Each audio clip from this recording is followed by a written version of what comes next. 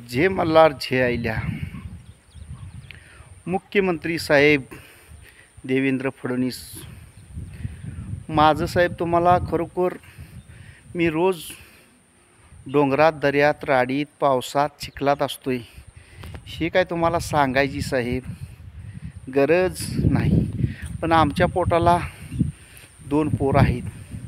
आमचं आयुष्य गेलं राडीत पडून, आमचं आयुष्य गेलं डोंगरात राहून. कारण हा मराठीमध्ये म्हण आहे, धनगर बसला जेवायला आणि ताका संग शेवाया.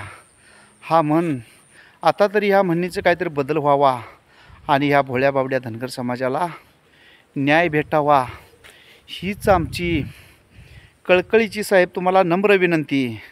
आणि तुम्ही जे 2014ला जे बोलला होता तो शब्द आज जर साहेब अखंड महाराष्ट्र राज्याला जर तो खरा करून दावला तर राज्याला तुम्ही एक सक्षम मुख्यमंत्री लाभला असं अखंड महाराष्ट्र राज्याला समजेल.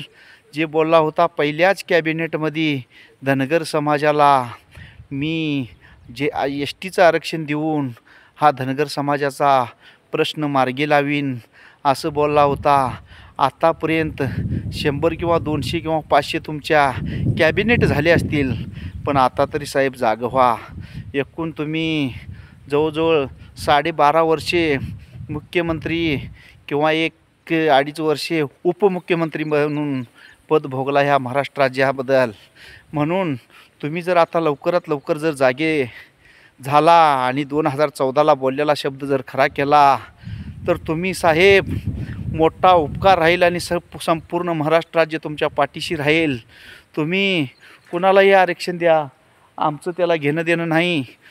कारण का तो जे समाज आहे तो पण आमचाच आहे, आम्ही जे आहे आम्ही बी तुमचंच आहे.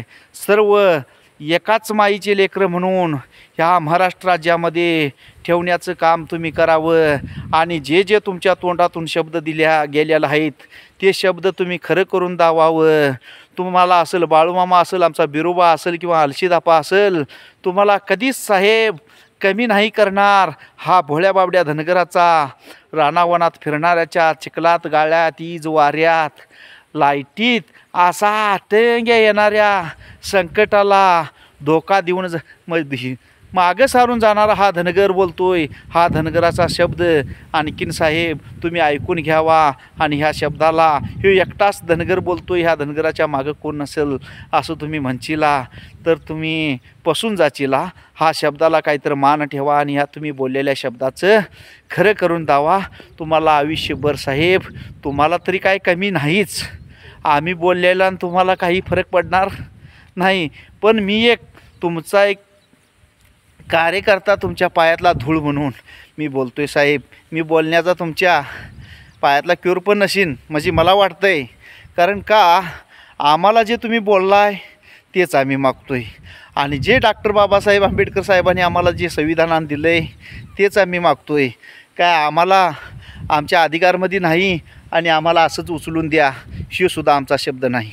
कारण आम्हाला जे दिलं आहे ते आमचं आम्हाला द्या. आमची पोरं बाळं डोंगरात, दऱ्यात, ईज वाऱ्यात, लांडग्यात, वाघात, कुत्र्यात सगळ्याकडं आमच्या समाजाला भ्या आहे. भ्या एकदा मुक्त होऊन दे. कारण आरक्षण मिळालं तर आमच्या पोरासनी नोकऱ्या लागतील, आमची पोरं सुशिक्षित होतील, आम्हाला कुठंतरी त्याचा आधार भेटेल. एवढंच मला सांगायचं आहे साहेब. जय मल्हार जय आईल्या.